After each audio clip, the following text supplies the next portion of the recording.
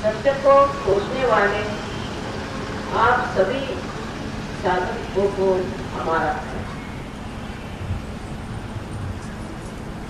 मैंने कल आपसे निवेदन किया था कि सत्य है वही है, हम सत्य को बदल नहीं सकते, उसकी कल्पना नहीं कर सकते और इस मानव चेतना के साथ उसे जान भी नहीं सकते। सत्य जो है अपनी जगह स्थित है। सत्य को जानने के लिए हमें मानव चेतना से ऊपर उठना चाहिए। साइंस के जो कुछ कार्यक्रम हुए उसको देखते हुए नजर में ये बात आती है कि हर चीज मानो एक लाइन पे बढ़ती है और फिर वापस लौट के फिर हानिकारक ही होता है।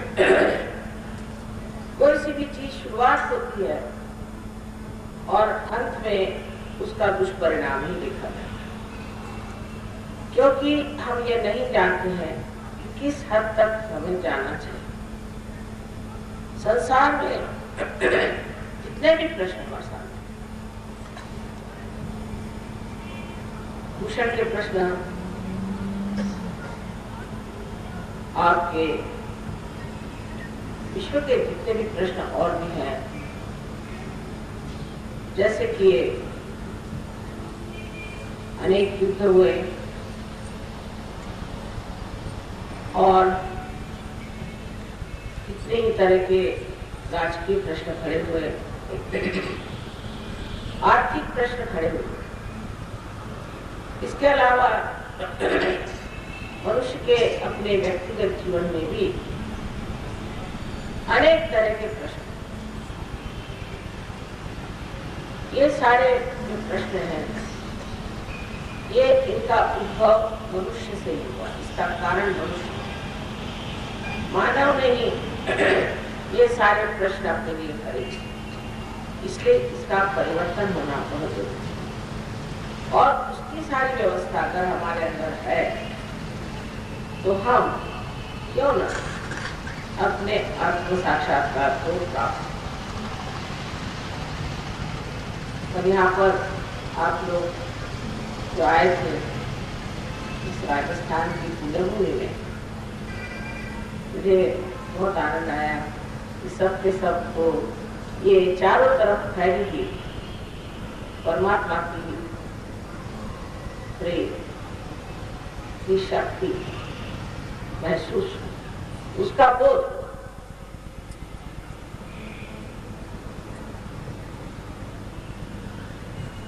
लेकिन अब हुआ क्या हमारे अंदर, सो जानना चाहिए। जब कुंडलिनी हमारे चक्रों को भेजती है तो उन्हें जागरूक कर देती है, उनको प्लावित करती है और उसके कारण हमारी शारीरिक, मानसिक, बौद्धिक जो भी परेशानियां हैं वो दूर हो जाती है। यहाँ तक कि हमारा लक्ष्मी तत्व भी जागरूक होता है। ये तो साक्षात करने की बात है। जो भी मैं कह रही हूँ उसका प्रमाण है या नहीं, इसका साक्षात होना चाहिए। अंधश्रद्धा से ये बात आपको मान लेनी चाहिए, लेकिन जब ये बात हो गई, उसका साक्षात, उसका प्रमाण आपको मिल गया, तब फिर ईमानदारी से इसे मानना नहीं चाहिए। सर्वप्रथम मैंने आपसे बताया कि आप निर्विचार समाधि में उतर, माने ये कि आप उस दशा में जाते हैं जहां आप सतर्क, पूरी तरह से सतर्क, लेकिन आपके अंदर कोई विचार नहीं। जब आप चाहेंगे तब आप सोच सकते हैं और जब नहीं चाहेंगे तब आप एकदम शांत। इस तरह से आप वर्तमान में बदलें। और दूसरी दशा में आप निर्विकल्प समाधि में जाते हैं, जहाँ आप स्वयं ही अपने मास्टर हो जाते हैं, अपने गुरु हो जाते हैं। इतना ही नहीं, आप सारे अधिकारों से सुशोभित हो जाते हैं कि आप भी दूसरों को पार करा सकते हैं, दूसरों की भी जागरूक कर सकते हैं।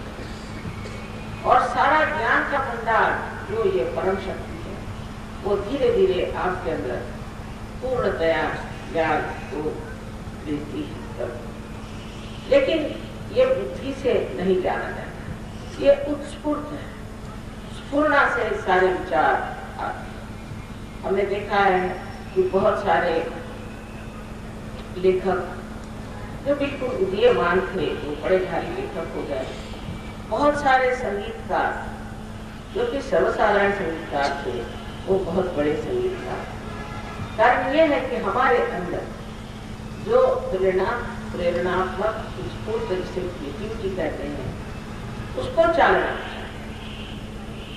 और उसकी चालना पाते ही मनुष्य एक नए आयाम में आ जाता है कि वो ऐसा कहता है कि पता नहीं कैसे, मुझे ये मैं नहीं बता सकता कैसे, पर एकदम ये घटित हो गया। एक साहब है वो किस सहयोग में आए तो वो कहते थे कि मैं तो बिल्कुल हिंदी या मराठी या अंग्रेजी किसी भी भाषा में कभी प्रभुत्व नहीं पा सकते। वो स्वयं चार्टर्ड अकाउंटेंट, सिर्फ गणित के सिवा मुझे कुछ नहीं आता।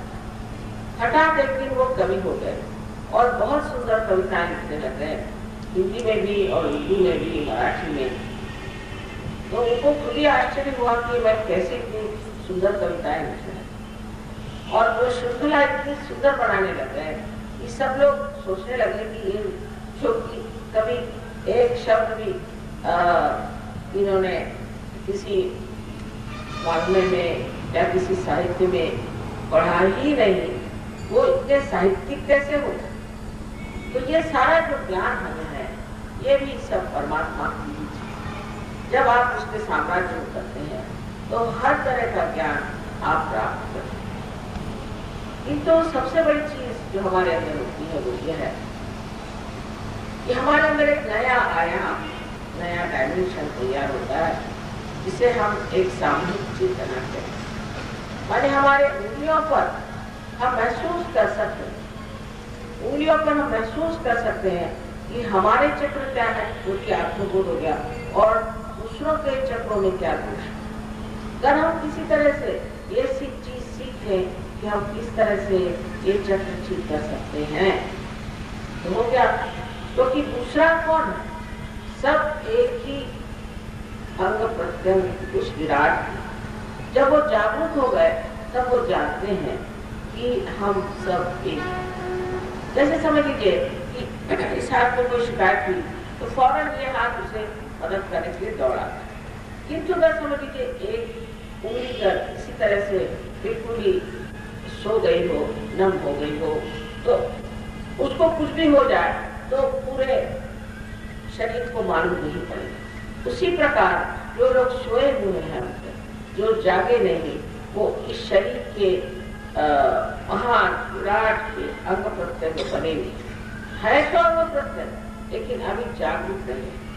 इसलिए ये सामूहिक चेतना का, कलेक्टिव कॉन्शियसनेस की जो नई धारणा हमारे अंदर अकस्मात हो जाती है, ये हम अपने सेंट्रल नर्वस सिस्टम पे जानते हैं, अपने मज्जातंत्र पे जानते हैं। हम हमारे उत्कांठ में हमने जो कुछ भी पाया वो हम अपने नसों पर ही जानते हैं। इस तरह एक समझ लीजिए कुत्ता है या घोड़ा है, उससे कहिए किसी भी गंदी जगह से वो गुजर जाएगा, लेकिन इंसान ही गुजर सकता, क्योंकि वो इंसान है और उसके नाक, घानेन्द्र वगैरह इतने ज्यादा उत्क्रांति में संवेदनशील हो गए हैं कि वो इसको बर्दाश्त नहीं।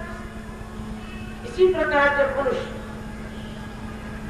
अपने आत्मा के प्रकाश में जागृत होता है तो वो पाप को बर्दाश्त ही नहीं करता, वो पाप कर ही नहीं सकता, वो गलत काम कर ही नहीं सकता। अब आप साधु संतों को जाना है, वो कोई गलत काम नहीं, वो किसी को सताते नहीं, किसी को मारते नहीं, किसी को पीटते नहीं थे, किसी का पैसा लूटते नहीं थे, किसी के प्रति उन्हें किसी तरह का मत्सर नहीं था, कोई किसी का उन्होंने पकड़ नहीं, किसी को तकलीफ, कोई तो दौड़ के गए, उनके प्रति करुणा, ये सब चीजें उनके पास आई थी।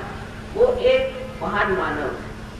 लेकिन जैसे ही आपको ये घटित हो जाता है, ऐसे ही आप भी अत्यंत नेक, अत्यंत शाली और प्रेममय हो। ये होना अत्यंत आवश्यक है। आजकल के जमाने में हम लोगों ने प्रेम चीज जाना है। अब देखिए, आप लोगों ने गाना गाया, मेरा इतना हृदय भर आया था कि समझ नहीं रहा था इस तरह से इससे होके, क्योंकि हम भी, हमारे भी पूर्वज राजस्थान के थे, बहुत पुराने पूर्वज हमारे राजस्थान के बाद में जा करके वो महाराष्ट्र में रहने लग गए, शालीवाहन। और आज उसी राजस्थान में इस तरह से मैंने अपने को पाया, तो जैसे कुछ मैके चले आए तो जी भर आता है, उस प्रकार आपके इस गाने से मेरा बड़ा हृदय जैसे ऐसा लगा कि सागर में जैसे उमड़ पड़ा। तो इस तरह से मनुष्य की भावनाएं जो है वो भी अत्यंत संतुलित और अत्यंत प्रगाढ़। अभी तक हम किसी को प्यार नहीं करते तो ऊपरी ढंग से, जब मतलब आ गया तो फिर वो प्यार नहीं, जब कोई तरह से बिगड़ गई तो चीज खत्म हो जाए। इसी प्रकार हमारा धर्म भी है। ऊपरी तरह से हम धर्म करते, अंदर धर्म नहीं। धर्म के लिए हम सोचते हैं कि हाँ, इस धर्म को मानते, इस गुरु को मानते, पर उस धर्म में और हमें बड़ी तफावत है। वो अंतर इतना बड़ा होता है कभी कभी कि आश्चर्य होता कि ये लोग धर्म को मानने वाले हैं, ये किस प्रकार धर्म को मानते हैं। और फिर इसीलिए लोगों को रुचि हो जाती है। और आजकल के जमाने में आप देखते हैं कि हमारे बच्चे सवाल करते हैं, ये क्या धर्म लगाया, ये तो सब झूठ है, सब झूठे लोग हैं, ये झूठे लोग क्या धर्म करें। ये बात भी पूछते कि हमें धर्म अंदर स्थित करने के लिए, उसकी धारणा करने के लिए आत्म साक्षात्कार चाहिए। जब तक आत्म साक्षात्कार नहीं होगा, आप कितने भी कर्म कांड करिए, कितने भी नाम लीजिए, कुछ भी करिए, धर्म आपके अंदर समाहित नहीं होगा। और फिर मनुष्य समर्थ हो जाता है, उसको किसी चीज का डर नहीं होता, वो सत्य पे खड़ा है। ऐसा ही आज हमें समाज है और वो समाज बन रहा है धीरे धीरे। मैंने देखा कि अनेक देशों में ऐसे अनेक लोग, कोई बड़े विद्वान, बड़े लिखे, कोई सर्वसाधारण काश्तकार, कोई छोटे मोटे काम करने वाले लोग, सभी इसके समान। थोड़े दिन पहले दिल्ली में एक प्रोग्राम हुआ था, तो मैंने देखा कि डॉक्टर्स एंड इंजीनियर्स और इनकम टैक्स कमिश्नर्स और सेक्रेटरी साहब और उसके साथ में हमारे देहात के लोग और सब बैठ के तालियां पीट के गाना गा रहे हैं। मैंने कहा ये तो हो क्या गया, भूल गए सब अपनी, नहीं तो ये तो किसी के साथ बैठने वाले थे। सारा अहंकार हमारे पता नहीं कहाँ चला गया और सब एक जीव होगा। धर्म में भी जब आप करते हैं तो आप देखते हैं कि धर्म जो है उनके सारे तत्व एक ही आधार पर, आध्यात्म के पेड़ पर उगे हुए ये अलग अलग सुंदर फूल है जो हमने तोड़ लिए और तोड़कर लड़ रहे हैं, ये हमारा, ये हमारा, ये हमारा। ये तो सारे का तत्व सार अध्यात्म। और अध्यात्म में जब आप चलते हैं तो देखते हैं कि सब धर्मों के जो भी प्रेरक हो गए तो बड़े महान हैं। आज आपको आश्चर्य होगा कि मुसलमान हैं हमारे यहाँ, वो गणपति की पूजा करते हैं, और जू लोग जो है मोहम्मद साहब की पूजा करते हैं, और ईसा की पूजा करते हैं। ईसाई जो है वो आपके गणपति का अथर्वशीर्ष ऐसे सुना दे कि आप आश्चर्य कर लें। आदि शंकराचार्य का सारा ऐगिरी नंदिनी का जो हम लोग नहीं गा सकते, वो इतना सुंदरता से सुना दे। आप लोग देखिएगा इसके अगले साल में उन सबको यहाँ लाऊंगा और आप आश्चर्य करें ये लोग इस तरह से उन्होंने हमारी सभ्यता को, हमारी संस्कृति को इतना आसानी से अपने पास ले लिया। नहीं तो एक शब्द भी अंग्रेजी का बोलना माने कठिन नहीं, हिंदी का बोलना कठिन। अंग्रेज लोगों को अगर एक भी शब्द हिंदी का सिखाना है तो कम से कम 1 महीना, उस पर भी वो देखा। और अब ऐसा देखा गया है कि ये लोग पता नहीं हिंदी में कविताएं भी बनाने लगे। तो आपके भारत की सभ्यता जो है सारे संसार में है। हम चाहे इससे वंचित हो रहे हैं, लेकिन वो अपनी भी सभ्यता में जो खराबियां हैं वो सर जो पूरी तरह से निकल है। और एक तरह से ऐसा कुछ वातावरण बन गया है कि बहुत ही सुंदर एक नीतिमान लोग हैं। और जैसे कहना चाहिए कि एक देवदूत के आपसी प्रेम, आपसी बातचीत बहुत सुंदर है।